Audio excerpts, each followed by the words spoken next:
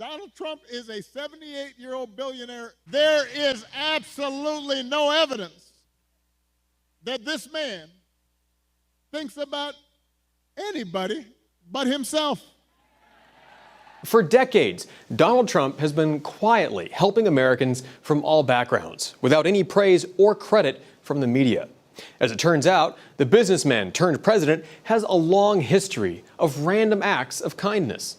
For example, the president is a champion of women's rights, and going all the way back to 1980, Trump hired Barbara Rez to be the head of construction for his organization. She was just one of many women Trump promoted into prominent positions in construction at a time when the industry was dominated by men, with Trump even saying that a good woman is better than 10 good men. As a result, Barbara says she may have been the first woman in U.S. history to build a skyscraper.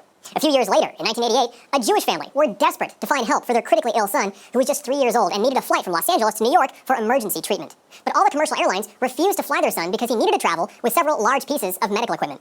Running out of hope, the family reached out to Donald Trump, who they said didn't even hesitate and agreed to have his private jet fly the family and their sick son to New York for treatment. The boy's father said, quote, "Donald Trump is a miracle, just a miracle." In 1991, witnesses say that while Trump was riding in his limo, he spotted a man being brutally attacked by a mugger with a baseball bat. Trump ordered the limo to pull over and jumped out of the car, shouting at the man to drop the bat, who, according to witnesses, then fled the scene.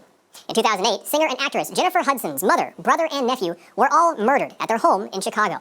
In another unexpected gesture of kindness, Trump reached out to the grief-stricken Hudson and offered to house her and her relatives at Trump Tower in Chicago for free.